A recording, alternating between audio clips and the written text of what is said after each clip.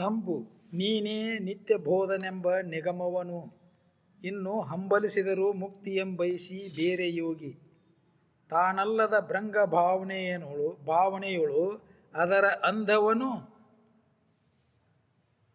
ಅನುಮಾನವಿಲ್ಲದಾದುದಂತೆ ಗಡ ಕೀಟವನು ಅರಿವೆ ನೀನಾದ ಪರಮಾತ್ಮ ತತ್ವವನು ನೀನೆಂದಿರಲು ಆವ ಹಾನಿಯುಂಟು ತ್ವಂ ಬ್ರಹ್ಮಾಸ್ಮಿ ಎಂದು ಶಾಸ್ತ್ರವಿಹುದಾಗಿ ವೇದವಾಕ್ಯದಿಂದೆ ಜಾತಿ ಸೂತಕಾದಿಯಲ್ಲಿ ನಿಜವಾದ ಬುದ್ಧಿ ಜನಿಸಬಹುದು ಕಂಡ್ಯ ನಿನ್ನನೆ ಭೇದ ದೂರನೆನಿಸುವ ಅನಾದಿ ವಸ್ತುವೆಂದರೂ ವಿವಾದವೇಕೆ ತ್ವಂ ತದಸಿ ವಚನವಿಹುದರಿಂದ ರಾಮಚಂದ್ರನಲ್ಲಿ ನರನೆಂಬುದಾಗೆ ನಾರದನ ನೇಮದ ಉಪದೇಶವಿಡಿದು ಅಚ್ಚುತತ್ವವೇ ಆ ಮತದ ಪರಿ ನಿನ್ನ ಜೀವಭಾವವಳಿದು ನಿಸ್ಸೀಮ ಶಂಭವಿಂಗವಾಗಿರಲ್ ಏಕಮೇವೆನಲ್ ಶ್ರುತಿ ನಂಬು ನೀನೇ ನಿತ್ಯ ಬೋಧನೆಂಬ ನಿಗಮವನಿನ್ನು ಹಂಬಲಿಸಿದರೂ ಮುಕ್ತಿಯೆಂಬಯಸಿ ಬೇರೆ ಯೋಗಿ.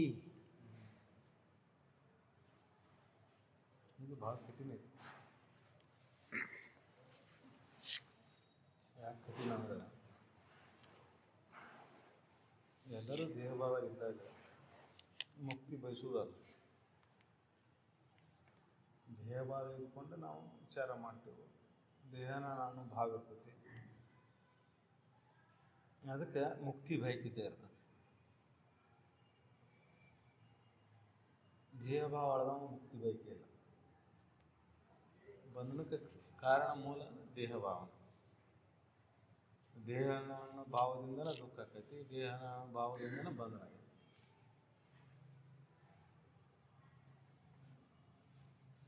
ಆ ಸದ್ವಸ್ತುನ ನಾನು ತಿಳಿದ ಮುಕ್ತಿ ಇಚ್ಛೆ ಇಲ್ಲ. ಈ ಅಜ್ಞಾನ ಅಳಿಬೇಕು. ದೇಹನ ಅಜ್ಞಾನ ಏನೈತಲ್ಲ, ಇದು ಅಳದಾಗ ಅವ್ರು ಹೇಳದಂಥ ಮುಕ್ತಿ ಇಚ್ಛೆ ಅಳದೋಗ್ತೈತಿ. ಬೇರೆ ಯಾವುದರ ಮಾಡಿ ಮುಕ್ತಿ ಹೊಂತೇನೆ ಅಂತ ಇಚ್ಛಾ ಮಾಡ್ಕೊಂಡು ಕೂತಿಯಲ್ಲ, ಅದನ್ನು ಬಿಟ್ಟು ಬಿಡು ಅಂತ ಹೇಳ್ತಾರೆ ಅವರು. ಅದು ಬಿಡುವುದು ಯಾವಾಗ? ಅವ್ರು ಹೇಳಿದಂಥ ಮೊದಲೇ ತಿಳಿದಾಗ. ಮೊದಲು ಏನು ಹೇಳಿದ್ರು ಅವರು? ತಾನಲ್ಲದ ಭೃಂಗ ಭಾವನೆಯನ್ನು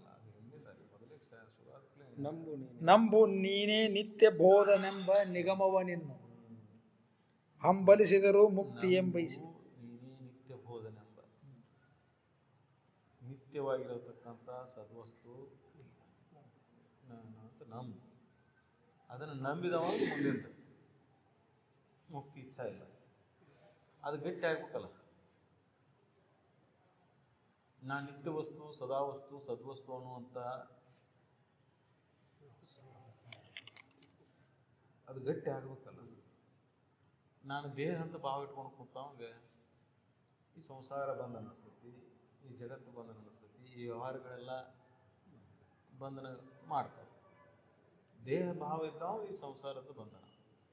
ದೇಹ ಭಾವ ಇಲ್ಲದವಾಗ ಬಂಧನ ಇಲ್ಲ. ಅದಕ್ಕೆ ಇದು ನಿಜಗುಂಡ್ರು ನಾ ಹೇಳ್ತಲ್ಲ ಅಂತ ಹೇಳ್ತಾರೆ ಅವರು. ಆಗಿನ ಕಾಲ ಹೇಳ್ಯಾರವರು ವೇದದ ಮುಕ್ತಿವೆಲ್ಲ ನಾ ಹೇಳೋದಲ್ಲ ಇದು. ವೇದ ಉಪನಿಷತ್ತುಗಳನ್ನು ಅಧ್ಯಯನ ಮಾಡಿದ ಉಪನಿಷತ್ತುಗಳಲ್ಲಿ ಏನು ಅಂತ್ಯ ಭಾಗದಾಗ ಏನು ಹೇಳ್ಯಾರ, ಮಹಾವಾಕ್ಯಗಳಲ್ಲಿ ಅವು ವಾಕ್ಯಗಳನ್ನು ತೊಗೊಂಡು ಹೇಳ್ಕೊಂತ ಹೊಂಟಾರ. ಆ ಮಹಾವಾಕ್ಯಗಳಲ್ಲಿ ಹೇಳಿದಂಥ ತ್ವಮಸಿ ಏನೈತಲ್ಲ, ಆ ತ್ವಂ ಅಸಿ ಆ ಅರ್ಥ ತಿಳ್ಕ ಅದು ಯಾವುದು ಅಂತ ತಿಳ್ಕೊಬೇಕಾಗತ್ತಲ್ಲ. ನಿತ್ಯ ಬೋಧ ಯಾವುದು? ನಿತ್ಯವಾಗಿರುವಂಥದ್ದು ಯಾವುದು? ನಿತ್ಯ ಅನಿತ್ಯದ ಚಿಂತನೆ ಬೇಕು. ನಿತ್ಯ ಅನಿತ್ಯದ ಚಿಂತನೆ ಇರಲಿಲ್ಲ ಅಂದ್ರೆ ದೇಹ ಭಾವ ಹಂಗ ಉಳಿತೈತಿ. ನಿತ್ಯ ವಸ್ತುನ ನಾವು ಎದುರಿಸೋದಕ್ಕೆ ಅದರ ಚಿಂತನೆ ಹಾಕಬೇಕಾಯ್ತು ಅಂದ್ರೆ ದೇಹ ಭಾವದಾಗದೇವಲ್ಲ. ದೇಹ ಭಾವದಿಂದ ಈ ಸಂಸಾರ, ಈ ಜಗತ್ತು, ಈ ಸತ್ಯ ಅನ್ಸಾಕತ್ತದ. ಇದು ಸತ್ಯ ಅಂತ ಅನಿಸಿದ್ದಕ್ಕೆ ಇದು ಮಿಥ್ಯ ಅಂತ ತಿಳಿಯುವವರಿಗೆ ನಿತ್ಯ ಚಿಂತನೆ ಬೇಕು. ನಿನ್ನನ್ನು ತಿಳ್ಕೊಳಕ್ಕೆ ನಿತ್ಯ ಚಿಂತನೆ ಬೇಕಾಗಿಲ್ಲ. ಇದು ಮಿಥ್ಯ, ಇದು ಸಂಸಾರ, ಈ ಶರೀರ ಮಿಥ್ಯ ಅಂತ ತಿಳ್ಕೊಳಕ್ ನಿತ್ಯ ಚಿಂತನೆ ಬೇಕಾಯ್ತು. ಇದ್ರ ಮ್ಯಾಲಿನ ಯಾವ ಅಳಿತೆ ಅಂದ್ರೆ ನೀನು ನಿಜದ ಅನುಭವ ನಿನಗಾಯ.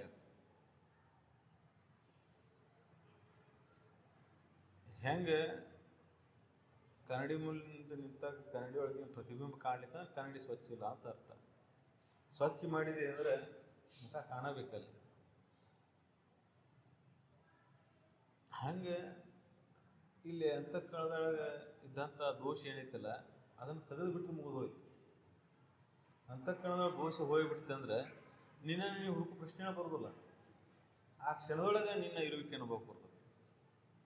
ಹೆಂಗ ಆ ಕನ್ನಡಿ ಸ್ವಚ್ಛ ಆದ ಕೂಡಲೇ ನಿನ್ನ ಪ್ರತಿರೂಪ ಅದಕ್ಕೆ ಕಾಣಿಸ್ತಕ್ಕಲ್ಲ, ಹಂಗೆ ನೀ ಅಂತಃಕರಣದೊಳಗಿದ್ದಂಥ ದೋಷಗಳು ಅಳದು ಅಂದ್ರೆ ಆ ನಿತ್ಯ ಬೋಧನೆಂಬ ಸದ್ವಸ್ತು ನಾನೆಂಬ ಅನುಭವ ನಿನಗೆ ಶುರುವಾಗ್ತದೆ. ಅದಕ್ಕೆ ಇದನ್ನು ಯಾರು ತಿಳಿತಾರ ಅವರಿಗೆ ಮುಕ್ತಿ ಇಚ್ಛಾನೂ ಉಳಿದಿಲ್ಲ. ಮುಕ್ತನಾಗಬೇಕನ್ನೋ ಇಚ್ಛಾ ಯಾವಾಗ ಎಲ್ಲಿವರೆಗೆ ದೇಹ ಭಾವ ಅಲ್ಲಿವರೆಗೆ. ದೇಹ ಭಾವ ಅಳದವ ಮುಕ್ತಿ ಇಚ್ಛಾ ಇಲ್ಲ. ಏನನ್ನು ಪಡಿಬೇಕನ್ನೋ ಇಚ್ಛಾನೇ ಇಲ್ಲ. ಆಸೆನ ಶೂನ್ಯ. ಪಡಿಬೇಕನ್ನೋದು ಯಾವುದೂ ಇಲ್ಲ. ಯುಗದಲ್ಲಿ ಇಲ್ಲ, ಪರದಲ್ಲಿ ಇಲ್ಲ. ಮುಕ್ತಿ ಇಚ್ಛೆನ ಒಳಗೆ ಹೋಗ್ತೇವೆ ಅವಾಗ. ಅದಕ್ಕೆ ಮುಕ್ತಿ ಇಚ್ಛೆ ಉಳಿದತ್ತಂದ್ರೆ ಇನ್ನ ದೇಹ ಭಾವದಾಗದಾನ ಅಂತ ಅರ್ಥ. ಇನ್ನ ದೇಹ ಭಾವದಾಗದಾನ. ಅದಕ್ಕೆ ಇದಕ್ಕಿಂತ ಮುಕ್ತಿ ಕೊಡಪ್ಪ, ನಾನು ಮುಕ್ತಿ ಕೊಡು. ಈ ಸಂಸಾರದ ಭಾವದಾಗದಾನ, ಸಂಸಾರದಿಂದ ಮುಕ್ತಿ ಕೊಡು.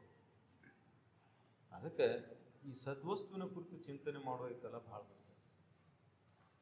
ಸದ್ವಸ್ತುವಿನ ಕುರಿತು ನಿತ್ಯ ಚಿಂತನೆ ಮಾಡಿದಾಗ ನಿತ್ಯ ಬೋಧನೆ ಎಂಬ ಸದ್ವಸ್ತು ನಾನು ನಿತ್ಯ ಬೋಧನೆದೇನಿ, ನಾ ಪರಿಶುದ್ಧದೇನಿ, ಪರಬ್ರಹ್ಮದೇನಿ ಅನ್ನುವಂಥ ತ್ವಂ ಅಸಿ ಅಂತ ಏನು ಹೇಳ್ತಾರಲ್ಲ, ಆ ತ್ವಂ ಅಸಿ, ಆ ತತ್ವಮಸಿ ಮಹಾವಾಕ್ಯದ ಅರ್ಥ ಅವಾಗ ತಿಳಿಯಾಕ ಶುರುವಾಗ್ತದೆ.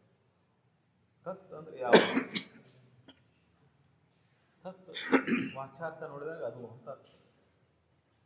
ವಾಚಾರ್ಥ ನೋಡಿದಾಗ ಅದು ತ್ವಂ ನೀನು ಇದ್ದಿ, ಅದೇ ನೀನಿದ್ದಿ. ಯಾವುದು ಅಂತ ಪ್ರಶ್ನೆ ಬರ್ತದೆ. ಯಾವುದು ಎಲ್ಲವನ್ನು ತಿಳಿತೈತಿ, ಎಲ್ಲದಕ್ಕೂ ಆಧಾರವಾಗೈತಿ, ಅದ ನೀನಿದ್ದಿ. ಅದಕ್ಕೆ ಅವ್ರು ಮುಂದೆ ಹೇಳ್ಕೊಂತ ಹೋದ್ರ ಹೆಂಗ ನೀನೆಲ್ಲದನ್ನ ನೀನ ತಿಳ್ಕೊಂಡು ಕೂತಿಯಲ್ಲ, ಆದ್ರೂ ಅದು ಕರೆ ಅನಿಸ್ತದೆ ಕಡಿ. ಕೀಟ ಪತಂಗದ ರೀತಿ ಅನಿಸೋದಿಲ್ಲ. ಪತಂಗನ ಬೇರೆ ಇರ್ತದೆ, ಕೀಟನ ಬೇರೆ ಇರ್ತದೆ. ಆದ್ರೆ ಅದು ನಿತ್ಯ ಅದನ್ನ ಹೋಗಿ ಅಲ್ಲಿ ನೀನು ಪತಂಗದನ ಅನ್ನೋ ಭಾವ ಅದಕ್ಕೆ ಬಂದಾಗ ಅದು ಪತಂಗಾಗಿ ಹಾಕತ್ತೆ ಮುಂದೋಡಿ. ಇರುವಿಕೆ ಪತಂಗನ ಅದು. ನೀನು ತೋರಿಕೆ ಹೆಂಗಾಗೈತಿ ಹಂಗ ಇಲ್ಲಿ ನೀನು ದೋಷ ಆಕತಿ. ಹೆಂಗ ದೋಷ ಆಕತಿಪ್ಪ ಅಂದ್ರೆ ನಾ ಪರಬ್ರಹ್ಮ ವಸ್ತು ಹೆಂಗಾಗ ಸಾಧ್ಯ ಐತಿ? ಜೀವಭಾವ ಗಟ್ಟಿ ಆಯ್ತಲ್ಲಿ. ನಾ ಹುಟ್ಟವ ಸಾಯವ, ನಾ ಶರೀರನ ಭಾವ ಗಟ್ಟಿ ಆಯ್ತಿಲ್ಲ. ಅದಕ್ಕೆ ಆ ಪರಮಾತ್ಮ ಪರಬ್ರಹ್ಮ ನನಗಿನ ಭಿನ್ನ ಅದಾನ, ಬೇರೆ ಅದಾನ, ಮೇಲೆ ಅದಾನ, ಅಲ್ಲಿ ಅದಾನ, ಇಲ್ಲಿ ಅದಾನ ಅಂತ ಇವೆಲ್ಲ ಓಪರುಗಳು ಉಂಟಾಕ್ಕವು, ಕಲ್ಪನೆಗಳು ಉಂಟಾಕ್ಕವು. ಅದಕ್ಕೆ ನೀನು ಅದ ಇದ್ದಾಗ ಅದನ್ನ ತಿಳ್ಕೊಂಡ್ರೆ ಏನು ಹಾನಿ ಇಲ್ಲ ಅಂತ ಹೇಳ್ತಾರ ಅವರು. ಗಟ್ಟಿ ಧೈರ್ಯ ಕೊಡ್ತಾರೆ ನಿನಗೆ. ಪರಬ್ರಹ್ಮ ಪರಮಾತ್ಮನ ನಿನಗ ಅವಾಗ ಅಂತರನೇ ಇಲ್ಲ ಅಂತ ಹೇಳಕ್ ಗಟ್ಟಿ ಧೈರ್ಯ ಹೆಂಗೆ ಕೊಡ್ತಾರ ಅಂದ್ರೆ, ಇಲ್ಲದನ್ನು ತಿಳ್ಕೊಂಡು ದುಃಖ ಆಗ್ಬೇಕು, ವ್ಯಥೆ ಪಡ್ಬೇಕು, ಅದಕ್ಕೆ ಹೆದರಬೇಕಾಯ್ತು. ಇದ್ದಿದ್ದು ಸತ್ಯನ ಐತಿ ಇದು.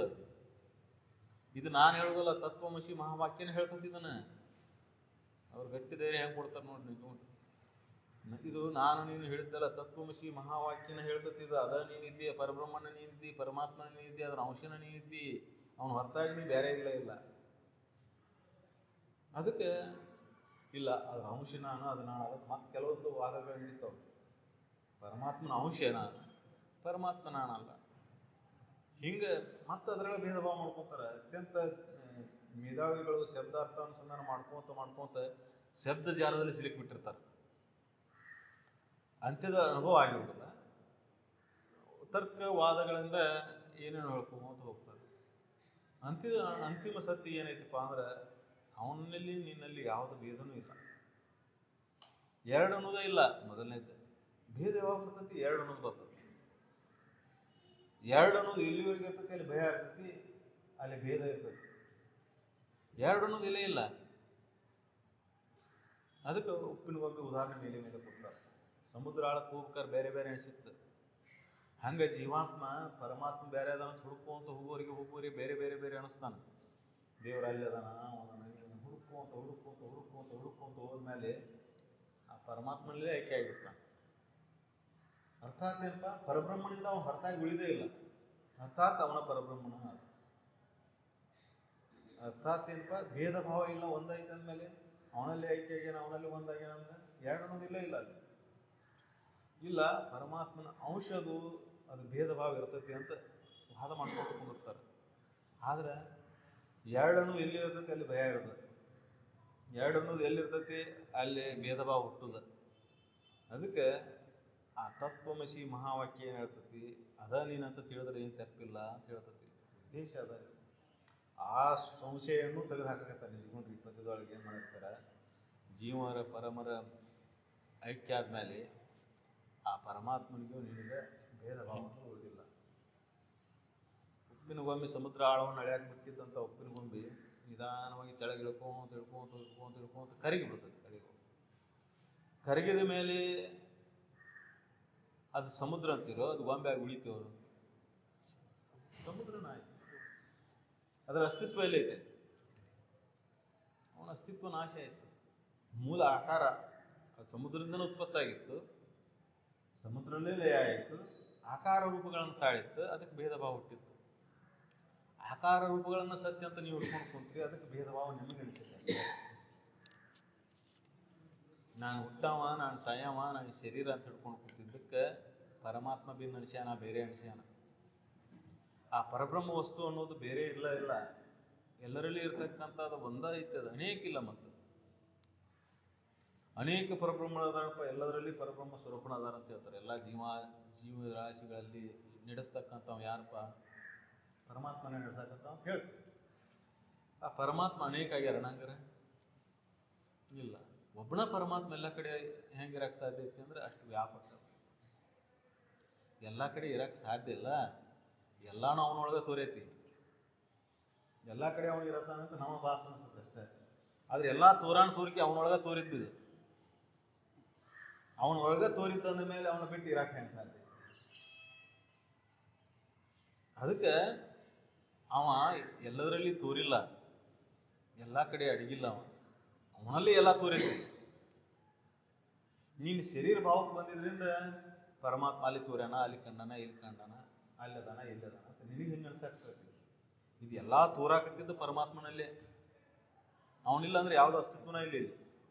ಆದ್ರೆ ಆ ಪರಬ್ರಹ್ಮ ನನಗೆ ಭಿನ್ನ ಆಗ್ಯದನ ಅಂತ ನಾವು ತಿಳ್ಕೊಂಡ್ಬಿಡ್ತೀವಲ್ಲ, ಹಂಗಿಲ್ಲ. ಅದಕ್ಕೆ ಅದನ್ನ ಆ ಸಂಶಯನ್ನು ಕಳ್ಯಾಕ ಈ ಪದ್ಯದೊಳಗೆ ಭಾಳ ಚಂದ ಹೇಳ್ಕೊಂತೀವಿ. ಪರಮಾತ್ಮನ ಅಂಶ ನಾನು, ಪರಮಾತ್ಮ ನನಗೆ ಭಿನ್ನ ಅದಾನ ಅಂತ ಏನು ಭಾವ ಕೆಲವೊಂದು ಮಂದಿ ಇಟ್ಕೊಂಡು ಕೂತಿರ್ತಾರಲ್ಲ, ವಾದ ತರ್ಕಕ್ಕೆ ನಿಲ್ತಾರಲ್ಲ, ಅದಕ್ಕೆ ಈ ಪದ್ಯದೊಳಗೆ ಸರಿಯಾಗಿ ಅದನ್ನು ತಿಳಿಯಂಗೆ ಹೇಳ್ಕೊಂತ ಹೋಗ್ಯಾರ. ಎಲ್ಲಿವರೆಗೆ ನೀ ಜೀವಭಾವ ಇರ್ತೈತಿ ಅಲ್ಲಿವರೆಗೆ ಪರಮಾತ್ಮ ಭಿನ್ನನ. ಎಲ್ಲಿವರೆಗೆ ನಾ ಶರೀರನೂ ಭಾವ ಇರ್ತೈತಿ, ಪರಮಾತ್ಮ ಬೇರೆನ ಅದಾನ. ಆ ತ್ವಮಸಿ ನಿನಗೆ ಅರ್ಥ ಆಯ್ತು ಅಂದ್ರೆ ಅವ ಪರಮಾತ್ಮ ನೀನು,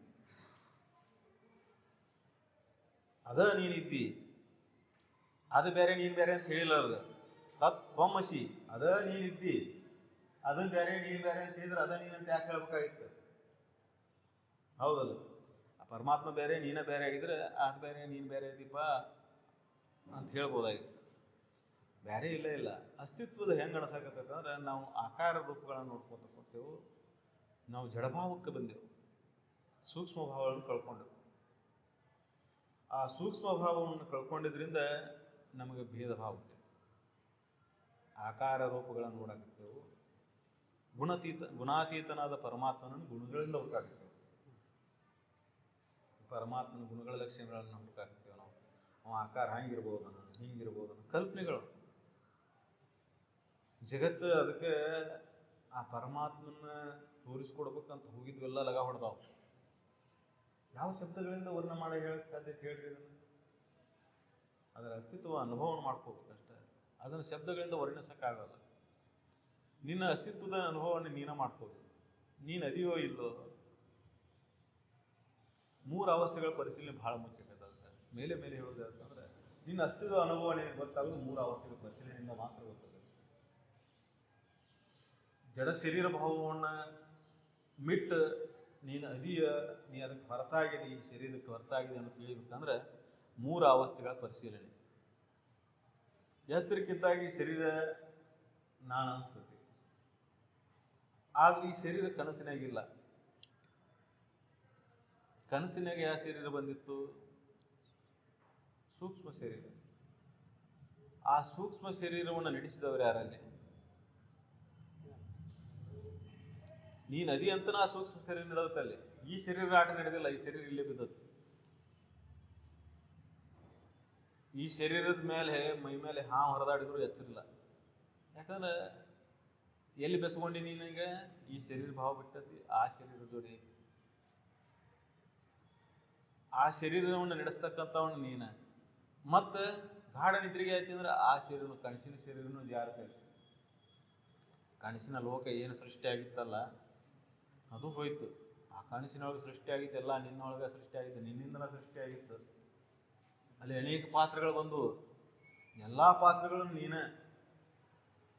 ಅಲ್ಲಿ ಪ್ರಶ್ನೆ ಕೇಳೋನು ನೀನ, ಉತ್ತರ ಹೇಳೋನು ನೀನ.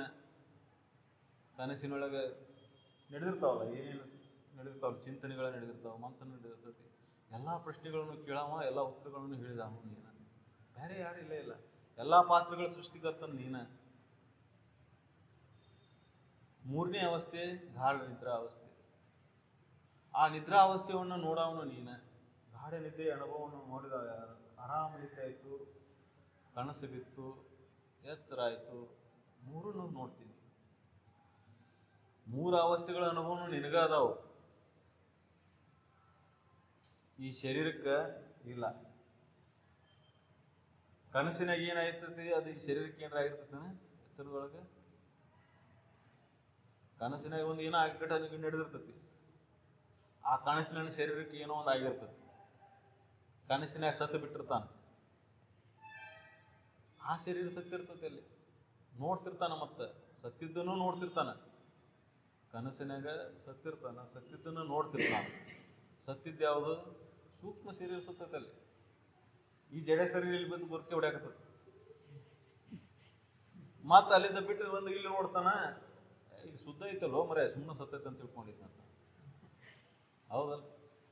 ಬರೋಬ್ಬರಿನ ಸುಮ್ಮನೆ ಚಿಂತೆ ಮಾಡಿದ್ನಿ, ಎಷ್ಟು ಚಿಂತೆ ಮಾಡಿದ್ನಿ, ಎಷ್ಟು ಹೆದರಿಕೆ ಆಗಿತ್ತು ಸತ್ತ ಬಿಟ್ಟೇನೆ ಅಂತೇಳಿ.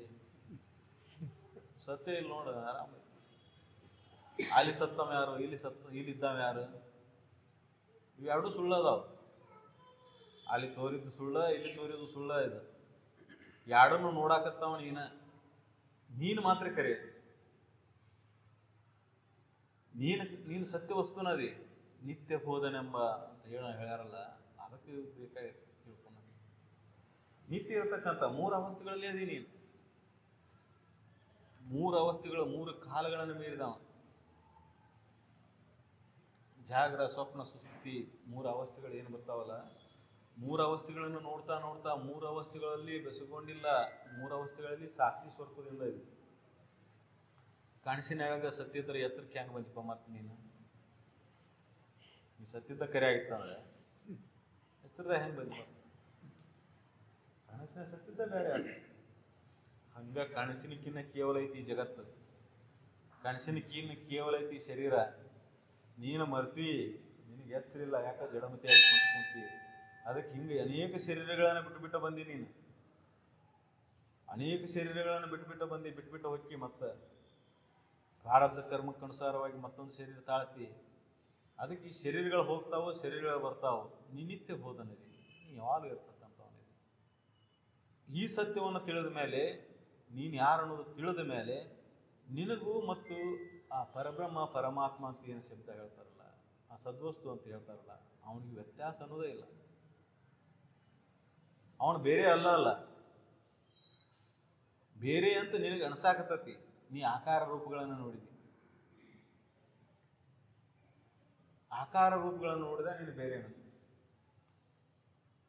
ಆ ಆಕಾರ ರೂಪಗಳ ಜೊತೆ ಈ ಜಗತ್ತಿನ ಎಲ್ಲ ಆಟ ನಡೆದೈತಿ. ಆಕಾರ ರೂಪವನ್ನು ತೆಗೆದು ನೋಡಿದಾಗ ಸತ್ವಸ್ತು ಮಾತ್ರ ಹಂಗ ಐತಿ. ನೀ ಕನಸಿನಾಗ ಹೆಂಗದಿ, ಹಂಗ ಎಚ್ಚರದಾಗೋದಿ, ಹಂಗ ನಿದ್ರೆ ಒಳಗೋದಿ. ಶರೀರಗಳು ಬೇರೆ ಬೇರೆ ಆಗ್ಯಾವ. ಕನಸಿನ ಶರೀರ ಬೇರೆ, ಎಚ್ಚರದ ಶರೀರ ಬೇರೆ, ನಿದ್ದಿ ಶರೀರ ಬೇರೆ ಆಗಿದೆ. 3 ಬೇರೆ ಬೇರೆ ಶರೀರಗಳಿದ್ರು ಸದ್ಯಕ್ಕೆ ನೀನು ಮಾತ್ರ ಬದಲಾವಣೆ ಆಗಿದೆ. ಕನಸಿನಂದು ನೋಡ್ತಿ, ನಿದ್ದಿದ್ದು ನೋಡ್ತಿ, ಎಚ್ಚರದ್ದು ನೋಡ್ತಿ. ಸಾಕ್ಷಿ ಸ್ವರೂಪ ಅಂತ ಅದಕ್ಕೆ ಹೇಳ್ತಾರೆ. ಪರಮಾತ್ಮನ ಲಕ್ಷಣ ಹೆಂಗೈತಿ? ಪರಮಾತ್ಮ ಎಲ್ಲದಕ್ಕೂ ಆಧಾರವಾಗಿದ್ದಾನ.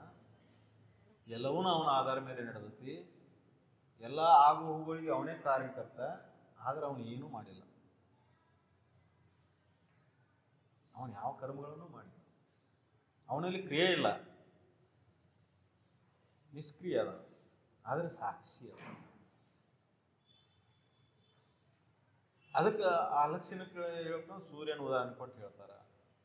ಸೂರ್ಯ ಹೆಂಗದನ? ಸಾಕ್ಷಿ ಸ್ವರೂಪ ಅದ. ಆದ್ರೂ ಅವನಲ್ಲಿ ಕ್ರಿಯೆಗಳು ನಡೆದಾವು.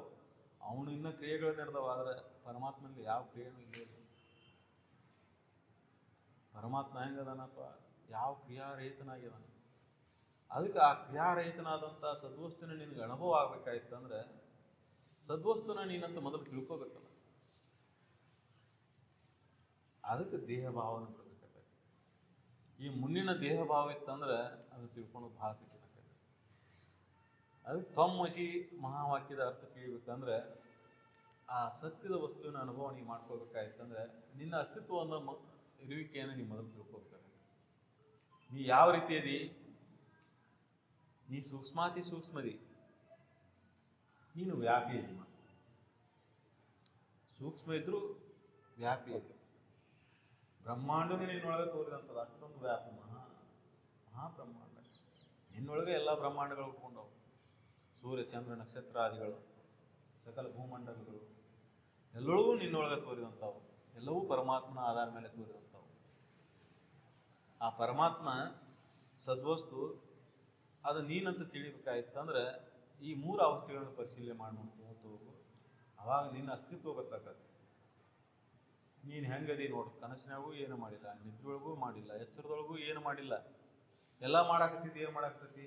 ಈ ಶರೀರ ನಡೆಸೈತಿ. ಈ ಶರೀರಕ್ಕೆ ಆಧಾರವಾಗಿ ಏನು ನಡೆಸೈತಿ? ಇದನ್ನ ಶರೀರ ನಡೀಬೇಕಾದ್ರೆ ಅಂತಃಕರಣ ಐತಿ. ಅಂತಃಕರಣಕ್ಕೂ ಆಧಾರವಾಗಿ ಹಿಂದಿರ್ತಕ್ಕಂಥವ ಆ ಚೇತನ. ಆ ಚೇತನ ಸದ್ವಸ್ತು ಈ ಶರೀರಕ್ಕೆ, ಇಂದ್ರಿಯಗಳಿಗೆ, ಅಂತಃಕರಣಕ್ಕೆ ಆಧಾರವಾಗಿ ನಿಂತಿದ್ದೈತಿ. ಅದು ಆಧಾರ ಸ್ತಂಭನ ಅದು. ಅದ್ರ ಮೇಲೆ ತೋರಿದ್ವು ಎಲ್ಲ ಇವು ಮಾಯ. ಇವೆಲ್ಲ ಮಿಥ್ಯದವು, ಭ್ರಮದಾಗದವು. ಈ ಭ್ರಮೆ ಅಳಿತಂದ್ರೆ ನಿತ್ಯ ವಸ್ತು ನೀನು ಅನ್ನೋದು ಗೊತ್ತಾಗ. ಅದಕ್ಕೆ ಇದನ್ನ ಅನುಭವದಿಂದ ಮಾಡ್ಕೋಬೇಕಾಯ್ತಂದ್ರೆ ದೇಹ ಭಾವವನ್ನು ವಿಶ್ಲೇಷಣೆ ಮಾಡ್ಕೋತ ಸೂಕ್ಷ್ಮಾತಿ ಸೂಕ್ಷ್ಮಕ್ಕೋಂತ ಅಂತಃಕರಣದೊಳಗೆ ಹೋಗಿ ಅಂತಃಕರಣ ಆಳಕ್ಕೆ ಹೋದ ಮೇಲೆ ಅಂತಃಕರಣದಲ್ಲಿದ್ದಂಥ ಏರುಪೇರುಗಳನ್ನು ನೋಡ್ಕೋತ ನಿಂತವ ಯಾರು? ಅಂತಃಕರಣದಲ್ಲಿ ಆದಂಥ ಬದಲಾವಣೆಗಳನ್ನು ನೋಡೋಣ ಯಾರು? ನಿನ್ನ ಮನಸ್ಸಿನಾಗ ಆಗುವುದನ್ನು ಕೈ ತಿಳಿದತನ? ಕೈ ತಿಳಿದಿಲ್ಲ. ಕಣ್ಣು, ಕಿವಿ, ಮನಸ್ಸಿನೊಳಗೆ ಏನು ಆಟ ನಡೆದತ್ತಲ್ಲ, ಈ ಇಂದ್ರಿಯಗಳಿಂದ ಏನು ತಿಳಿತಾನ? ಯಾವ ಇಂದ್ರಿಯದಿಂದ ತಿಳಿತಪ್ಪ? ಅರ್ಥಾತ್ ಏನಪ್ಪಾ ಅಂದ್ರೆ ಇಂದ್ರಿಯಗಳಿಗೆ ಮನಸ್ಸನ್ನು ಓದುವಂಥ ಶಕ್ತಿ ಇಲ್ಲ. ಇಂದ್ರಿಯಗಳಿಗೆ ಮನಸ್ಸನ್ನು ತಿಳಿಯುವಂಥ ಶಕ್ತಿ ಇಲ್ಲ. ಮತ್ತೆ ಯಾವ ಶಕ್ತಿ ಅದನ್ನು ತಿಳಿಯಾಕತ್ತೈತೆ ಅಂದ್ರೆ ಜಗತ್ತನ್ನು ತಿಳಿತಿ. ಎದರ ಮೂಲಕ ತಿಳಿತಿ? ಕಣ್ಣಿನ ಮೂಲಕ ತಿಳಿತಿ, ಕಿವಿ ಮೂಲಕ ತಿಳಿತಿ, ಮೂಗಿನ ಮೂಲಕ ತಿಳಿತಿ. ಜಗತ್ತಿನ ಜ್ಞಾನ ಹೆಂಗೆ ಬಂದತಿ ನಿನಗೆ? ಇಂದ್ರಿಯಗಳ ಮೂಲಕ ಬಂದತಿ.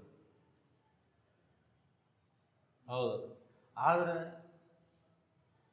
ಈ ಇಂದ್ರಿಯಗಳ ಜ್ಞಾನ, ಈ ಶರೀರದ ಜ್ಞಾನ, ಈ ಮನಸ್ಸಿನ ಜ್ಞಾನ, ಈ ಅಂತಃಕರಣದ ಜ್ಞಾನ, ಬುದ್ಧಿಯ ಜ್ಞಾನ, ಇದನ್ನೆಲ್ಲ ತಿಳಿತಾ ಅದೆಯಲ್ಲ, ತಿಳಿಯವ ಯಾರು?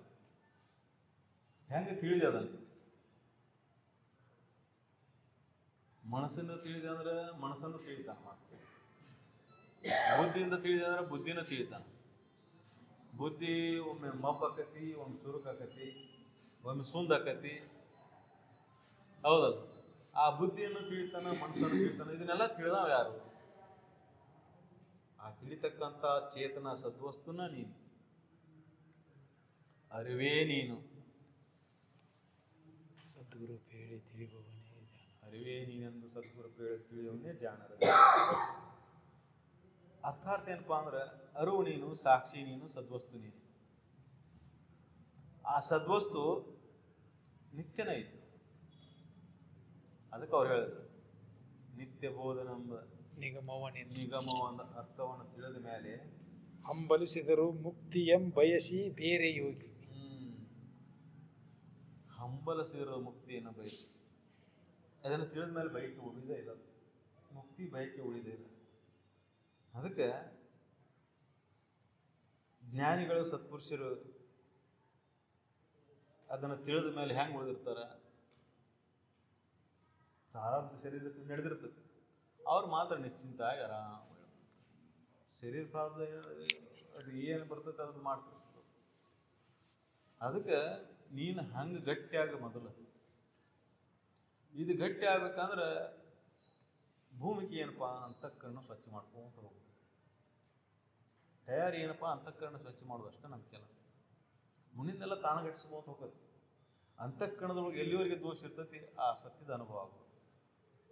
ಅದಕ್ಕೆ ಇದನ್ನು ಗಾಢವಾಗಿ ನಂಬು. ಈ ತತ್ವವನ್ನು ತ್ವಮಸಿ ಅಂತ ಏನೈತಲ್ಲ ಅದನ್ನು ನಂಬು ಅಂತ ಹೇಳ್ತಾರೆ ಮೊದಲು ಅವರು. ನಿನಗೆ ತಿಳಿಲಿ ಬಿಡಲಿ ಗಾಢವಾಗಿ ನಂಬಿದನು. ನೀನು ಪರಮಾತ್ಮನ ಹೊರತಾಗಿ ಇಲ್ಲ. ನಿನ್ನಲ್ಲಿ ಅವನಲ್ಲಿ ಭೇದ ಭಾವ ಇಲ್ಲ. ನೀನು ಅವನು ಬಿಟ್ಟು ಇಲ್ಲ. ಇದನ್ನು ಗಾಢವಾಗಿ ನಂಬು. ಅವನಿಗೆ ನಿನಗೆ ಅಂತರಿದ್ರೆ ಮುಂದೆ ವಿಚಾರ ಮಾಡು. ಅದಕ್ಕೆ ಇದನ್ನು ಗಾಢವಾಗಿ ನಂಬು. ನಂಬಿದ್ರೆ ಏನು ಹಾನಿ ಇಲ್ಲ ನೋಡಿ. ಏನು ನನ್ನಲ್ಲಿ ಏನು ದೋಷ ಬರ್ತಾವಲ್ಲ ಇಲ್ಲ. ಐಕ್ಯ ಆಗೋದು ಅಂತ ಹೇಳ್ತಾರೆ. ಪರಮಾತ್ಮನಲ್ಲಿ ಐಕ್ಯ ಆದ ಒಂದಾದ ಹೇಳ್ತೀವಿಲ್ಲ ನಾವು ಆಡುವಾಸಿದಾಗ ಮಾತಾಡ್ತೇವೆ. ಹೆಂಗಂತ ಪರಮಾತ್ಮನಲ್ಲಿ ಐಕ್ಯ ಆದರು, ಪರಮಾತ್ಮನಲ್ಲಿ ಒಂದಾದರು. ಒಂದಾಗಿದ್ದು ಏನದು? ಶರೀರ ಒಂದಾಗೈತೆ. ಶರೀರ ಇಲ್ಲೇ ಪಂಚವಾಯು ಇಲ್ಲೇ ಹೋಗಿದ್ದು ಯಾವ್ದು? ಮತ್ತು ಐಕ್ಯ ಆಗಿದ್ದು ಯಾವುದು? ಒಂದಾಗಿದ್ದು ಯಾವುದು? ಅಂದ್ರೆ ನೀ ಪರಮಾತ್ಮನಲ್ಲಿ ಐಕ್ಯ ಆದ್ರ ಅಂತ ಹೇಳ್ತೀರೇನು? ಹೇಳ್ತೀರೋ ಇಲ್ಲ? ಐಕ್ಯ ಆಗಿದ್ದೆ ಆದಂಗ ನೀನು ಶರೀರನ ಆಗಿದ್ದಂದ್ರೆ ಐಕ್ಯ ಆದವ ಯಾರು? ಪ್ರಶ್ನೆ ಬರ್ತದಿಲ್ಲ. ಶರೀರನ ನೀನು ಅಲ್ಲದಕ್ಕೆ ಪರಮಾತ್ಮನಲ್ಲಿ ಐಕ್ಯ ಆದ್ರ ಅವ್ರು ಅಂತ ಹೇಳ್ತೀನಿ. ಶರೀರನ ನೀನಾಗಿದ್ರೆ ಭೂಮಿ ಒಳಗೆ ಹೋದ್ರು ಬೆಂಕಿಯಾಗಿ ಹೋದ್ರು ಅಂತ ಹೇಳ್ಬೇಕಾಗಿ. ಹೌದಲ್ಲ? ಭೂಮಿ ಒಳಗೆ ಹೋದ್ರು ಬೆಂಕಿಯಾಗಿ ಹೋದ್ರು ಅಂತ ಹೇಳ್ಬೋದಾಗಿತ್ತು. ಆದ್ರೆ ಶರೀರ ನೀನಲ್ಲ. ಸತ್ಯ ಗೊತ್ತೈತಿ ನಿನಗೆ, ಮರ್ತಂಗ ಆಯ್ತು ಅಷ್ಟೇ. ಸತ್ಯ ಗೊತ್ತಿದ್ದಕ್ಕೆ ನೀ ಹೇಳ್ತೀವಿ ಪರಮಾತ್ಮನಲ್ಲಿ ಐಕ್ಯ ಆದ್ರು, ಪರಮಾತ್ಮನಲ್ಲಿ ಒಂದಾದ್ರು ಅಂತ ಹೇಳ್ತೀವಿ. ಆ ಸತ್ಯ ನಿನಗೆ ಗೊತ್ತಿರ್ಲಿಲ್ಲ ಅಂದ್ರೆ ಭೂಮಿ ಒಳಗೆ ಹೋದ್ರು ಬೆಂಕಿಯಾಗಿ ಹೋದ್ರು ಅಂತ ಹೇಳ್ತಿದ್ವಿ. ಅರ್ಥಾತ್ ಏನಪ್ಪಾ ಅಂದ್ರೆ ದೇಹ ನೀನು ಅಲ್ಲ. ಯಾವ ಕಾಲಕ್ಕೂ ಯಾವ ಸಮಯದೊಳಗೂ ದೇಹ ನೀನು ಅಲ್ಲ. ಆದ್ರೆ ಅಜ್ಞಾನ ವಶಾತ್ ಹೆಂಗಾಯ್ತು ಅಂದ್ರೆ ದೇಹ ನಾನು ಭಾವನೆ ಗಟ್ಟಿ ಹಾಕುಂತತಿ. ದೇಹನಾನ ಅನ್ನೋದು ಸತ್ಯ ಅನ್ಸಾಕತ್ತೈತಿ. ದೇಹನಾನ ಅಂತ ತಿಳ್ಕೊಂಡು ಈ ಜಗತ್ತಿನ ಎಲ್ಲಾ ಕರ್ಮಗಳು ನಡೆದವು. ಇದ ದೋಷಕ್ಕೆ ಕಾರಣ ಆಯ್ತು, ಇದ ದುಃಖಕ್ಕೆ ಕಾರಣ ಆಯ್ತು. ಇದರಿಂದ ಬಿಡುಗಡೆ ಬೇಕಾಯ್ತು. ದೇಹನಾನಂದ ತಿಳಿದಿ ಬಂಧನ, ದೇಹ ಭಾವ ಅಳದಿ ನೀ ನಿತ್ಯ ಮುಕ್ತನಾದಿ. ಅದಕ್ಕೆ ಈ ನಿತ್ಯ ಬೋಧನಂದ ತಿಳಿದ ಮೇಲೆ ಮುಕ್ತಿ ಇಚ್ಛೆನ ಒಳದೋಗ್ತದೆ ನೋಡಪ್ಪ ಅಂತ ಹೇಳಿದ್ರು. ಅದಕ್ಕೆ ಮುಂದೆ ತಾನಲ್ಲದ ಭೃಂಗ ಭಾವನೆಯಳು ಅದರ ಅಂದವನು ಗಡ ಕೀಟನರಿವೆ ನೀನಾದ ಪರಮಾತ್ಮ ತತ್ವವನ್ನು ನೀನೆಂದು ಅರಿಯಲು ಆವ ಹಾನಿಯುಂಟು. ತ್ವಂ ಬ್ರಹ್ಮಾಸ್ಮಿ ಎಂದು ಶಾಸ್ತ್ರವಿಹುದಾಗಿ. ಕೀಟದ ಆಕಾರ ಪತಂಗದ ಆಕಾರ ಎರಡು ಭಿನ್ನ ಭಿನ್ನ ಅದ. ಕೀಟ ಬ್ರಹ್ಮ. ಆ ಪತಂಗ ನೋಡಿದ್ರೆ ಅದು ಎಷ್ಟು ಚಂದ ಹಾರಾಡ್ತತಿ. ಈ ಕೀಟ ನೋಡಿದ್ರೆ ಇಲ್ಲೇ ನೆಲ ಮೇಲೆ ಬಿದ್ದು ಓಡಾಡ್ತದೆ. ಅದಕ್ಕೆ ರೆಕ್ಕೆ ಅದಾವು, ಇದಕ್ಕೆ ರೆಕ್ಕಿಲ್ಲ. ಅದು ಭಾಳ ಚಂದ ಕಾಣಿಸ್ತತಿ, ಇದು ಭಾಳ ಕುರು ಕಾಣಿಸ್ತತಿ. ನಿನಗೆ ಗೊತ್ತಿಲ್ಲ ಅದರ ಅಂಶನೇ ಇದು ಬೇರೆ ಅಲ್ಲ, ಅದು ಬೇರೆ ಅಲ್ಲ. ಈ ಆಕಾರ ನೋಡಿ ಅದು ಬೇರೆ ಇದು ಬೇರೆ ಅನ್ನಕತ್ತೀನಿ. ಆದ್ರೆ ಅದಕ್ಕೂ ಗೊತ್ತೈತಿ, ಪತಂಗಕ್ಕೂ ಗೊತ್ತೈತಿ, ಭೃಂಗಕ್ಕೂ ಗೊತ್ತೈತಿ ಈ ಕೀಟ ನಂದ ಐತಿ ಅನ್ನೋ ವಿಷಯನೇ ಐತಿ. ಇದು ಬೇರೆ ಇಲ್ಲ ನನ್ನಂಗೈತಿ ಇದು ಅಂತ ಆದಂತತಿ. ನೀನಂತಿ ಭೃಂಗನ ಬೇರೆ ಕೀಟನ ಬೇರೆ. ಭೃಂಗ ಕೀಟನೇ. ಹಂಗ ಇಲ್ಲಿ ಪರಮಾತ್ಮನ ಲಕ್ಷ್ಯಗಳನ್ನು ನೋಡ್ಕೊಂತ ದೇಹದ ಲಕ್ಷ್ಯ ಜೋಡಿ ಹೊಡ್ಸ್ಕೊಂತ ಹೊಂಟೀನಿ. ಪರಮಾತ್ಮ ಸತ್ಯ ನಿತ್ಯ ಪರಿಪೂರ್ಣ ಅನಂತ ಅಚ್ಯುತ ಅಂತ ಹೇಳ್ತೀವಿ. ಈ ಶರೀರ ಹಂಗಿಲ್ಲ ಅಲ್ಲ. ಇದು ಸತ್ಯ ಇಲ್ಲ, ಇದು ನಿತ್ಯ ಇಲ್ಲ, ಇದು ಪರಿಪೂರ್ಣ ಇಲ್ಲ. ಇದರೊಳಗೆ ಭೇದ ಭಾವ ಎಡಬಲ ಬಲ ಬೇರೆ, ಮೇಲೆ ಬೇರೆ, ಕೆಳಗೆ ಬೇರೆ, ಹಿಂದೆ ಬೇರೆ, ಮುಂದೆ ಬೇರೆ. ಶರೀರದ ಎಷ್ಟು ಭೇದ ಭಾವ ಅದ ಇದ್ರಾಗ. ಎಡಗೈಲಿ ಕೊಟ್ಟರೆ ಇಸ್ಕೊಳೋದಿಲ್ಲ, ಹೌದಲ್ಲ? ಇದ್ರೊಳಗೆ ಭೇದ ಭಾವ. ಆದರೆ ಪರಮಾತ್ಮನಲ್ಲಿ ಏನೋ ಭೇದ ಭಾವ ಐತೇನ? ಪರಮಾತ್ಮ ಒಬ್ಬನ ಅದಾನ, ಅವನಲ್ಲಿ ಯಾವ ಭೇದ ಭಾವನೂ ಇಲ್ಲ, ಯಾವ ಗುಣಗಳು ಇಲ್ಲ, ನಿರ್ಗುಣ ಅದಾನ. ಇದು ಗುಣಗಳದಾವ. ಇದು ಕಾಲದ ಆದಿಯಂದೊಳಗೈತಿ. ಇದು ಯಾವಾಗ ಹುಟ್ಟೈತೆ ಅವತ್ತ ಎಕ್ಸ್ಪೈರಿ ಡೇಟ್ ಬರ್ಕೊಂಬಂದದ್ದು, ಹೌದಲ್ಲ? ಮತ್ತು ಹೀಗೆ ಇದು ಕಾಲದ ಆದಿನೊಳಗೆ ಉಳಿದಂಥದ್ದು, ಅದು ನಿತ್ಯ ಇರತಕ್ಕಂಥದ್ದು, ಕಾಲ ದೇಶಾತೀತವಾಗಿರತಕ್ಕಂಥದ್ದು. ಎಲ್ಲ ಕಾಲದೊಳಗೂ, ಎಲ್ಲ ದೇಶದೊಳಗೂ, ಎಲ್ಲ ಕಡೆ ಇರತಕ್ಕಂಥ ಪರಬ್ರಹ್ಮ ನಾನು ಹೆಂಗೆ ಆಗಕ್ಕೆ ಸಾಧ್ಯ ಐತೆ ಅನ್ನೋ ಭೇದ ಭಾವ ಹುಟ್ಟೋದು ಸಹಜ ಅಲ್ಲ. ಆದರೆ ನೀ ದೇಹವನ್ನು ನೋಡಾಕತ್ತಿ, ಅದಕ್ಕೆ ಹಿಂಗೆ ಅನ್ಸಾಕತ್ತೀನಿ. ಈ ದೇಹವನ್ನು ಬಿಟ್ಟು ಇದನ್ನು ನಡೆಸ್ತಕ್ಕಂಥ ಚೇತನವನ್ನು ನೋಡು, ಆ ಸದ್ವಸ್ತುನ ನೋಡು, ಆ ಅರಿವನ್ನು ನೋಡು. ಅರಿವು ಹೆಂಗೈತಿ? ಅರಿವಿನ ಲಕ್ಷಣಗಳು ಪರಬ್ರಹ್ಮನ ಲಕ್ಷಣಗಳು ಏನು ಭಿನ್ನ ಅದಾವ? ಭೇದ ಭಿನ್ನ ಇಲ್ಲ. ಹಂಗ ಆ ಸದ್ವಸ್ತುನ ನೀ ನೋಡಿದಾಗ, ನಿನ್ನ ನಿಜವನ್ನು ನೋಡಿದಾಗ ಎರಡೂ ಒಂದಾದವು. ನಿಧಾನವಾಗಿ ಆ ಸದ್ವಸ್ತುನು ಬೇರೆ ಅಲ್ಲ, ನೀನು ಬೇರೆ ಅಲ್ಲ ಅಂತ ಸತ್ಯ ತಿಳಿತೈತಿ. ಅದಕ್ಕೆ ಇದಕ್ಕೆ ಅನೇಕ ಉದಾಹರಣೆಗಳನ್ನು ಕೊಟ್ಟು, ಉಪಮೆಗಳನ್ನು ಕೊಟ್ಟು ಹೇಳ್ತಾರೆ ಶಾಸ್ತ್ರಕಾರರು, ಹೇಳ್ತಾರೆ. ಅದರ ಅನುಭವವನ್ನು ನೀವು ಮಾಡ್ಕೋಬೇಕಾದ್ರೆ ಈ ದೇಹವನ್ನು ಪುನಃ ಪುನಃ ಪುನಃ ಪುನಃ ವಿಚಾರ ಮಾಡಿ ನೋಡ್ಕೋತ ಬರ್ಬೇಕು. ದೇಹದ ಒಳಗೆ ಹೊರಗೆ ಎಲ್ಲ ಕಡೆ ಇರ್ತಕ್ಕಂಥವ್ ನೀನು ಅದಿಯೋ ಇಲ್ಲೋ? ದೇಹದ ಒಳಗಂದ್ರೆ ಒಳಗೋದಿ, ಹೊರಗಂದ್ರೆ ಹೊರಗೋದಿ. ದೇಹದ ಒಳಗದಿ ಅಂತ ಯಾಕೆ ಅನ್ನಬೇಕಂದ್ರೆ ದೇಹದಲ್ಲಿ ಏನು ನಡೀತೈತೆ ಎಲ್ಲ ನಿನಗೆ ಗೊತ್ತು. ದೇಹದ ಹೊರಗೆ ಯಾಕಿದೆ ಅಂದ್ರೆ ದೇಹವನ್ನು ಬಿಟ್ಟು ಬೇರೆ ಕಡೆ ಎಲ್ಲ ನೀನು ಎಲ್ಲವನ್ನೂ ತಿಳಿತಿ. ಎಲ್ಲ ಕಾಲದೊಳಗದೆ ಈ ದೇಹವನ್ನು ಬಿಟ್ಟಿರ್ತಿ, ಸೂಕ್ಷ್ಮ ಶರೀರದೊಳಗೆ ಹೋಗಿ ಆ ಕನಸನ್ನು ಅನುಭವ ಮಾಡ್ತೀವಿ. ಕಾರಣ ಶರೀರದಿಂದ ನಿದ್ರೆಯನ್ನು ಅನುಭವ ಮಾಡ್ತೀವಿ. 3 ಅವಸ್ಥೆಗಳು ಒಂದರೊಳಗೆ ಒಂದಿಲ್ಲ ಅಂದ್ರೆ ನೀ 3 ಅವಸ್ಥೆ ಒಳಗೂ ನೀ ಅದಿ. ಕನಸಿನೊಳಗಿಂದ ಎಚ್ಚರದೊಳಗೆ ಬಂದ್ಕೊಳ್ಳಿ ಇಲ್ಲ ಅನ್ನಿಸ್ತದೆ, ಸುಳ್ಳು ಅನ್ನಿಸ್ತದೆ. ಇವೆರಡೂ ನಿದ್ರೆ ಒಳಗಿಲ್ಲ. ಕನಸಿಂದು ಬಿಟ್ಟು, ಎಚ್ಚರದೊಂದು ಬಿಟ್ಟು, ಅದಕ್ಕೆ ನೀ ಗಾಢ ನಿದ್ರೆ ಒಳಗೆ. ಈ 3 ಅವಸ್ಥೆಗಳು ಒಂದು ಅವಸ್ಥೆ ಒಳಗೆ ಒಂದರೊಳಗಿಲ್ಲ, ಆದ್ರೆ 3 ಅವಸ್ಥೆ ಒಳಗೆ ನೀ ಇದೆಯಲ್ಲ. ನೀನು ಸತ್ಯನೋ ಈಗ ತೋರ್ತಕ್ಕಂಥ ಜಗತ್ತು ಸತ್ಯನೋ? ಜಗತ್ತು ಸತ್ಯ ಆಗಿದ್ರೆ 3 ಅವಸ್ಥೆಗಳಲ್ಲಿ ಇರಬೇಕಾಗಿತ್ತು. ಶರೀರ ಸತ್ಯ ಆಗಿತ್ತಂದ್ರೆ ಯಾವಾಗಲೂ ಇರಬೇಕಾಯ್ತು. ಅದಕ್ಕೆ ಈ 3 ಅವಸ್ಥೆ ಒಳಗೆ ಒಂದು ಅವಸ್ಥೆ ಒಳಗೆ ಒಂದಿಲ್ಲ. ಇವು ಈ ಶರೀರ ಕನಸಿನೊಳಗಿಲ್ಲ, ಕನಸಿನ ಶರೀರ ಈಗಿಲ್ಲ. ಆದ್ರೆ ನೀನು ಅಲ್ಲಿಯೂ ಅದಿ, ಇಲ್ಲಿಯೂ ಅದಿ. ಎಲ್ಲ ಕಡೆ ಇರತಕ್ಕಂಥದ್ದು ಸದ್ವಸ್ತು. ಅದು ಒಮ್ಮಿದ್ದು ಒಮ್ಮಿಲ್ದಂಗೆ ಆಗೋದು ಮಿಥ್ಯ, ಸುಳ್ಳು ಅಂತ ಹೇಳ್ತೇವೆ ನಾವು. ಒಮ್ಮೆ ತೋರಿ ಮತ್ತೊಮ್ಮೆ ತೋರ್ಲಿಲ್ಲ ಅಂದ್ರೆ ಭ್ರಮೆ ಅಂತ ಹೇಳ್ತೇವೆ. ಇಲ್ಲೇ ಇತ್ತು, ಇಲ್ಲೇನ ಭ್ರಮೆ ಗಿಮೆ ಆಗಿರ್ಬೇಕು ನೋಡಪ್ಪ. ಇಲ್ಲೇ ಕಣ್ಣಂಗಾತು, ಈಗ ಇಲ್ಲೇ ಇಲ್ಲಿ ನೋಡು, ಭ್ರಮೆ ಆಗಿರ್ಬೇಕು ನೋಡಪ್ಪ ಅಂತ ಹೇಳ್ತೇವೆ. ಹಂಗೆ ಈ ಜಗತ್ತ ಭ್ರಮೆ ಒಳಗೆ ತೋರಾಗ್ತದೆ. ಇದು ಭ್ರಮೆ ಅಂತ ತಿಳಿಬೇಕಂದ್ರೆ ನೀನು ಯಾರನ್ನು ತಿಳಿಬೇಕು. ಅದಕ್ಕೆ 3 ಅವಸ್ಥೆಗಳನ್ನು ಮೀರಿ ನೀನು ಸದ್ವಸ್ತುನದೇ ಅಂತ ತಿಳಿ, ನಿತ್ಯ ವಸ್ತುನದೇ ಅಂತ ತಿಳಿ. ಅವಾಗ ಯಾವ ಹಾನಿನೂ ನಿನಗಿಲ್ಲ. ಯಾವರ ದೋಷಕ್ಕ ಅವನ ಅಂದ್ರೆ ದೋಷ ಇಲ್ಲ, ಪ್ರಶ್ನೆ ಇಲ್ಲ. ಯಾಕಿಲ್ಲ ಅಂದ್ರೆ ಇದು ಈಗ ನೀವು ಮಾತಾಡುವಂಥ ವಿಷಯ ಅಲ್ಲ. ಅನೇಕ ಸಾವಿರಾರು ವರ್ಷಗಳ ಹಿಂದೆ ಋಷಿಮುನಿಗಳು ಕಂಡುಕೊಂಡಂಥ ಸತ್ಯ. ತತ್ವಮಸಿ ಮಹಾವಾಕ್ಯ ಈಗ ಹೇಳಿದ್ದಲ್ಲ. ತತ್ವಮಸಿ ಮಹಾವಾಕ್ಯವನ್ನು ನಾವು ಚರ್ಚೆನ ಮಾಡೋದಿಲ್ಲ. ಯಾಕಂದ್ರೆ ನಾವು ಪರಮಾತ್ಮ ಹೊರಗದಾನಂತ ನಾವು ಹುಡುಕುವ, ಪರಮಾತ್ಮ ಬೇರೆ ಕಡೆ ಎಲ್ಲೂ ಅದಾನಂತ ಹುಡುಕ್ತೀವಿ ನಾವು.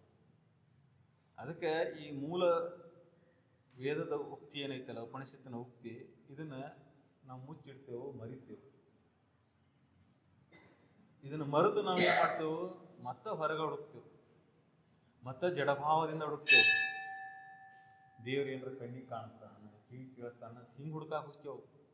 ದೇವರಿಗೆ ಆಕಾರ ಐತನ, ರೂಪ ಐತೆ, ನಾವು ಕಲ್ಪನೆ ಮಾಡ್ಕೊಂತೇವೆ. ಹೀಗಿರ್ಬೋದಲ್ಲ, ಹಂಗಿರ್ಬೋದಂತ.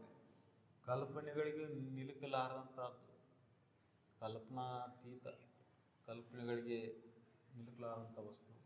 ನಿನ್ನ ಬುದ್ಧಿ ಮನಸ್ಸುಗಳಿಂದ ತಿಳಿತೀನಿ ಅಂದ್ರೆ ತಿಳಿಯುವಂಥದ್ದಲ್ಲ. ಅದರ ಅಸ್ತಿತ್ವವನ್ನು ನಿನ್ನ ಅಸ್ತಿತ್ವವನ್ನು ಬುದ್ಧಿಯಿಂದ ತಿಳಿತೇನೆ ಅಂದ್ರೆ ತಿಳಿಯೋಕ್ಕಾಗಬೇಕು. ನಿನ್ನ ಅಸ್ತಿತ್ವದ ತಿಳುವಳಿಕೆ ಆಗ್ಬೇಕಾ, ನಿನ್ನ ಅಂತಃಕರಣ ಸ್ವಚ್ಛ ಆಗಬೇಕು. ಅವಾಗ ನಾನು ಅದೇನನ್ನು ಆ ಸೂಕ್ಷ್ಮದ ಅನುಭವ ನಿನಗೆ ಶುರುವಾಗುತ್ತೆ.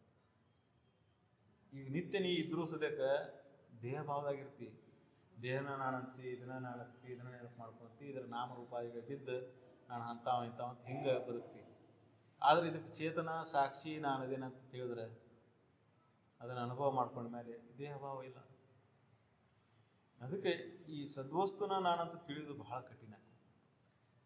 ಯಾಕೆ ಕಠಿಣ? ಜಡಮತಿಗೊಳಗಾಗಿ ಜಡಭಾವದಾಗ ಉಳ್ಕೊಂಡು ಕೂತೀವಲ್ಲ. ಈ ಜಡಭಾವವನ್ನು ಒಂದೊಂದು ಹಾಲುಗಳ್ಕೊಂತ ಬರ್ಬೇಕು. ಈ ತೋರ್ತಕ್ಕಂಥ ಶರೀರ, ಇದ್ರೊಳಗೆ ನಾನು ಯಾವ ಭಾಗದಾಗದೇನಪ್ಪ, ಎಲ್ಲಿದ್ದೇನೆ ನಾನು? ಕೈಗೆ ಕೈ ಅಂತ ಹೆಸರೈತಿ, ಕಾಲಿಗೆ ಕಾಲ ಅಂತ ಹೆಸರು, ಎಲ್ಲಕ್ಕೂ ಒಂದೊಂದು ದೇಹದ ಭಾಗ ಅಂತ ಹೆಸರೈತಿ. ಇದ್ರೊಳಗೆ ನೀನು ಯಾವುದು ಪ್ರಶ್ನೆ ಬರ್ತದೆ. ಯಾವುದು ನೀನು? ನೀನು ಯಾರಂತ ತೋರಿಸಿದ್ರೆ ಈ ಶರೀರ ತೋರಿಸ್ತಿ. ಶರೀರ ತೋರಿಸಿದ ಮೇಲೆ ಶರೀರದೊಳಗೆ ಯಾವ ಭಾಗ ತೋರಿಸ್ತಿ? ಪೂರ್ಣ ಶರೀರನ ನಾನಂತೆ. ಪೂರ್ಣ ಶರೀರದೊಳಗೆ ನೀನು ನೋಡಿದಾಗ ಇದ್ರೊಳಗೆ ನೀನು ಎಲ್ಲಿದ್ದೀಪ ಹಂಗಾರ?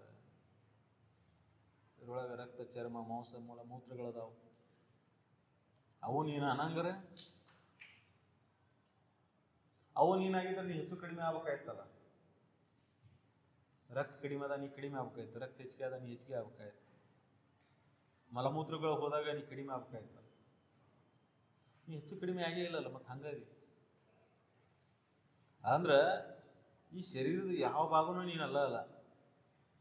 ಒಂದೊಂದು ಭಾಗವನ್ನು ತೆಗೆದಿಟ್ಟು ಹೋದ್ರೆ, ಕಾಲು ಹೋತಂದ್ರೆ ಕಾಲು ಹೋತ ನೀ ಕಡಿಮೆ ಆಗಿರ್ತೇನೆ, ಕೈ ಹೋತು ಅಂದ್ರೆ ಒಂದು ಕೈ ಹೋತ ಕಡಿಮೆ ಆಗಿರ್ತಾನ ಇಲ್ಲ. ಶರೀರ ಊನಾಗೈತೆ ಅಷ್ಟೇ. ಅವ ಹಂಗ ಅದ. ಅವ ಜಡ ಶರೀರ ಅಲ್ಲ. ಜಡ ಶರೀರ ಒಂದು ಸಾಧನ ಅಷ್ಟೇ ಇದು. ಜಡ ಶರೀರ ಮಾಡಿದಂಥ ಕರ್ಮದ ಫಲವನ್ನು ಭೋಗಿಸಕ್ಕೆ ಬಂದಂಥ ಒಂದು ಸಾಧನ. ಇದು ಕರ್ಮದ ಫಲವನ್ನು ಭೋಗಿಸ್ತತಿ. ಇದು ಮುಗೀತಂದ್ರೆ ಮತ್ತೆ ಇಲ್ಲಿ ಹೋಗತಿ. ಇಲ್ಲಿ ಮತ್ತೊಂದು ಶರೀರ, ಒಂದು ಊರ್ಲಿದ್ದ ಮತ್ತೊಂದು ಊರಿಗೆ ಹೋಗಕ್ಕೆ ಹಿಂಗೆ ಸಾಧನವನ್ನು ಬಳಸ್ತೀವಲ್ಲ ಹಂಗೆ. ಇಲ್ಲಿದ್ದ ಒಂದು ಗಾಡಿ ಆಗೋದು, ಮತ್ತೊಂದು ಗಾಡಿ ಹೋಗೋದು, ಹಿಂಗೆ ನಿರಂತರ ಪ್ರಕ್ರಿಯೆ ಇದು. ಅಂತಃಕರಣ ಶುದ್ಧಾಗಿ ಸದ್ವಸ್ತುನ ನಾನಂತ ತಿಳಿವರೆಗೂ ಈ ಜೀವನ ಚಕ್ರ ಹಿಂಗ ತಿರುಗ್ತಾನೆ ಇರ್ತದೆ. ಪರಿಪೂರ್ಣವಾಗಿ ನಾವು ಆ ಸ್ಥಿತಿಯನ್ನು ಮುಟ್ಟಿ ಇದರ ಅವಶ್ಯಕತೆ ಇಲ್ಲ ಅಂದಾಗ ಇದನ್ನು ಬಿಡಬೇಕಾಗ್ತದೆ. ಬಿಟ್ಟು ಬಿಡ್ತಾನ ಅವ. ಎಲ್ಲಿವರೆಗಿನ ನಾವು ಇನ್ನೂ ಒಂದು ಊರು ಮುಟ್ಬೇಕಂತಿರ್ತೇವೆ, ಅಲ್ಲಿ ಗಾಡಿ ಅದರ ಅವಶ್ಯಕತೆ ಇರ್ತದೆ. ಹಾಗೆ ಈ ಶರೀರದ ಅವಶ್ಯಕತೆನೂ ಇದು ಪೂರ್ಣ ಮುಟ್ಟಿದ್ವಿ ಮುಗಿದೋಗ್ತಿ, ಪೂರ್ಣ ಪಾಜಕ್ಕೆ ಮುಟ್ತೀವಿ ಮುಗೀತಿ, ಪೂರ್ಣ ಹೋಗಿ ಮುಟ್ಲಿಲ್ಲ ಮತ್ತೊಂದು ಗಾಡಿ ಹತ್ತಬೇಕಾಗತ್ತೆ. ಹೌದಾ? ನಮ್ಮ ಗುರಿಯಲ್ಲಿ ಮುಟ್ಟುದೈತಿ, ಅಲ್ಲಿ ಮುಟ್ಟಬೇಕಂದ್ರೆ ಈ ಗಾಡಿನ ಹೋಗಿ ಮುಟ್ಟಿಸ್ತಿ ಸರಿ, ಇದು ಮುಟ್ಲಿಲ್ಲ ಅಂದ್ರೆ ಮತ್ತೊಂದು ಗಾಡಿ. ಹಂಗೆ ಪ್ರತಿಯೊಂದು ಜೀವನ ಮುಕ್ತನಾಯಕ ಒಂದಿದ್ದು. ಜೀವನ ಮುಕ್ತನಾಗಿ ಜೀವನದೊಳಗೆ ಶರೀರದೊಳಗೆ ಇದ್ದಾಗ ಜೀವನ ಮುಕ್ತ ಆಯ್ತು ಸರಿ, ಇಲ್ಲ ಅಂದ್ರೆ ಮತ್ತೊಂದು ಜೀವನ ತಾವು. ಆದ್ರೆ ಶರೀರಗಳು ಅನೇಕ ಬರ್ತಾವ, ಆತ್ಮ ಸದ್ವಸ್ತು ಚೇತನ ಒಂದಾಗಿದೆ. ಅದಕ್ಕೆ ಅನೇಕ ರೂಪಗಳಿಂದ ನೀನು ಹುಟ್ಟಿ ಸತ್ತು ಬಂದರೂ ಸದ್ಯಕ್ಕೆ ಅಂತ್ಯಕಾಲದೊಳಗೆ ಮತ್ತೆ ಅಲ್ಲಿಗೆ ಬರಬೇಕು. ಆ ಸತ್ಯವನ್ನು ತಿಳ್ಕೊಳ್ಬೇಕು. ಅಂತಃಕರಣದಲ್ಲಿದ್ದಂಥ ಎಲ್ಲ ದೋಷಗಳನ್ನು ಕಳ್ಕೊಳ್ಬೇಕು. ಆವಾಗ ಪರಮುಕ್ತಿ ಸುಖ.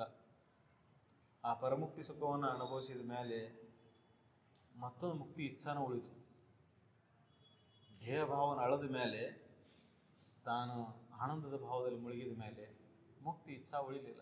ಪಡೆಯಬೇಕೆನ್ನೋ ಇಚ್ಛಾ ಯಾವುದೂ ಇಲ್ಲ, ಬಿಡಬೇಕನ್ನೋ ಭಾವನೂ ಇಲ್ಲ. ಶರೀರದ ನಡೆದಿರ್ತದೆ, ಚರಿತಾರ್ಥಂಗ ನಡೀತಿರ್ತದೆ. ಹಂಗೆ ಸತ್ಪುರುಷರು ಜ್ಞಾನಿಗಳಾದ ಜೀವನ ಚರಿತ್ರೆ ನೋಡಿದಾಗ ನಮ್ಗೆ ಗೊತ್ತಾಗ್ತದೆ. ಅವ್ರು ಜೀವನ ಮುಕ್ತರು ಎಂದೂ ಆಗಿಬಿಟ್ಟಿರ್ತಾರೆ. ಆ ಶರೀರಗಳಿಂದ ಕರ್ಮ ನಡೀತಿರ್ತಾವೆ. ಅದರ ಅವಧಿ ಬಂದಿರ್ತದಲ್ಲ, ಅದರ ಎಕ್ಸ್ಪೈರಿ ಡೇಟ್ ಇರ್ತದಲ್ಲ, ಅದು ಮುಗಿಯುವವರೆಗೂ ಅದು ಕರ್ಮಗಳನ್ನು ನಡೆಸ್ತಿರ್ತೀವಿ. ಸಿದ್ಧಾರೂಢರು, ಶಿವಾನಂದರು, ಗುರುನಾಥರು ಏನು ಜೀವನ ಚರಿತ್ರೆಯನ್ನು ನೋಡ್ಕೊಂಡು ಹೋದಾಗ ಅವ್ರು ಜೀವನ ಮುಕ್ತರು ಆದ ಮೇಲೂ ಎಷ್ಟೋ ವರ್ಷ ಶರೀರ ಚರಿತಾರ್ಥ ನಡೆದು ಪ್ರಾರಬ್ಧಕ್ಕೆ ಅನುಸಾರ ಈ ಶರೀರಕ್ಕೆ ಏನೋ ಅದು ರಮಣ ಮಹರ್ಷಿ ತೋರಿ, ರಾಮಕೃಷ್ಣ ಪರಮಹಂಸರು ತೋರಿ, ಶರೀರ ಚರಿತಾರ್ಥ ಹಂಗ. ಅಂದ್ರೆ ಈ ಶರೀರ ಏನೈತಲ್ಲ ಅವಧಿ ತೊಗೊಂಬಂದಿರ್ತಲ್ಲ ಅವಧಿ ಮುಗಿಯುವವರೆಗಿನ ಇರೋದು ಅದು. ಆದ್ರೆ ಜೀವನ್ ಮುಕ್ತನಾದ ಅಂದ್ರೆ ಜಗತ್ತಿನ ಮೇಲಿನ ಹಂಗೆ ಶರೀರದ ಮೇಲಿನ ಹಂಗೆ ಎಲ್ಲ ಹೋಗಿಬಿಟ್ಟಿರ್ತದೆ. ಅದಕ್ಕೆ ಜೀವನ್ ಮುಕ್ತರು ಏನಾಗಿರ್ತದೆ ಪರಿಸ್ಥಿತಿ ಅಂದ್ರೆ ಶರೀರದ ಮೇಲೆ ಹಂಗೂ ಉಳಿದಿರೋದಿಲ್ಲ ಅವ್ರಿಗೆ. ಅದನ್ನು ಪಾಲನೆ ಮಾಡಬೇಕು, ಪೋಷಣೆ ಮಾಡ್ಬೇಕು ಅನ್ನೋ ಭಾವನೆ ಇರುತ್ತೆ ಅವ್ರಿಗೆ. ಸೊ ಆದ್ರೆ ಯಾರ ಕೊಟ್ಟರು ತಿಂತಿರ್ತಾರ ಇಲ್ಲಿಕಂದ್ರೆ ಇಲ್ಲ. ಹಿಂಗ ನೀನು ಜೀವನ ಮುಕ್ತನ ಅಂತ ಕೇಳಿದೆ ಅಂದ್ರೆ, ನಿತ್ಯ ಬೋಧನ ಅಂತ ತಿಳಿದೆ ಅಂದ್ರೆ, ಅವಾಗ ಅಲ್ಲಿ ಮುಕ್ತಿ ಇಚ್ಛಾನೂ ಅಳಿತಪ್ಪ ಅಂತ ಹೇಳ್ತಾರೆ. ಮುಕ್ತಿ ಇಚ್ಛೆ ಅಳಿದಾಗ ನೀ ನಿತ್ಯ ಸುಖಿನಾಗಿರ್ತಿ. ಯಾವ್ದರ ಇಚ್ಛೆ ಇತ್ತು, ಯಾವ್ದರ ಬಯಕೆ ಇತ್ತು, ಅದು ಬಂಧನ. ಎಲ್ಲ ಇಚ್ಛೆಗಳ ಅಳದ ಮೇಲೆ ನಿತ್ಯ ಸುಖಿನಾಗಿ. ಅದಕ್ಕೆ ನಿತ್ಯ ಸುಖಿನ ಅಂತ ತಿಳಿ, ಅವಾಗ ನೀನು ಅಂತಃಕರಣದೊಳಗೆ ಆನಂದಮಯವಾಗಿ ಬೆಳೆಯಾಕ್ತದೆ. ಎಲ್ಲಿವರೆಗೆ ನೀನು ಅಂತಃಕರಣದೊಳಗೆ ದೋಷಗಳಿರ್ತಾವೋ, ಆ ಪರಬ್ರಹ್ಮ ಬೇರೆ ಅದಂತ ಭಾವ ಇರ್ತೈತಿ, ಅಲ್ಲಿವರೆಗೆ ದುಃಖ ಭೇದ ಭಾವದಿಂದ ಉಂಟಾದಂಥ ಅಜ್ಞಾನದಿಂದ ಉಂಟಾದಂಥ ದೋಷಗಳು ಉಂಟಾಗ್ತಾನೆ ಇರ್ತಾವೆ. ಎರಡು ಅನ್ನೋದು ಇತ್ತಂದ್ರೆ ಭಯ ಇರ್ತದೆ. ಅದಕ್ಕೆ ನಮ್ಗೆ ದೇವ್ರ ಭಯನೂ ಕಾಣ್ತದೆ. ಕಾಣುವುದಿಲ್ಲ, ಮನೆ ದೇವ್ರು ಕಾಡ್ತಾವೆ, ಊರ ದೇವ್ರು ಕಾಣ್ತಾವೆ, ಓಣಿ ದೇವ್ರು ಕಾಡ್ತಾವೆ, ಎಲ್ಲ ದೇವ್ರು ಕಾಡ್ತಾವೆ. ಯಾಕಂದ್ರೆ ಭೇದ ಭಾವ ಐತಿ ನಮ್ಗೆ. ಅದಕ್ಕೆ ಆ ಭೇದ ಭಾವ ಅಳಿತಂದ್ರೆ ಯಾವುದಿಲ್ಲ ನೋಡಿ. सकल साधु संत महाराज को जय।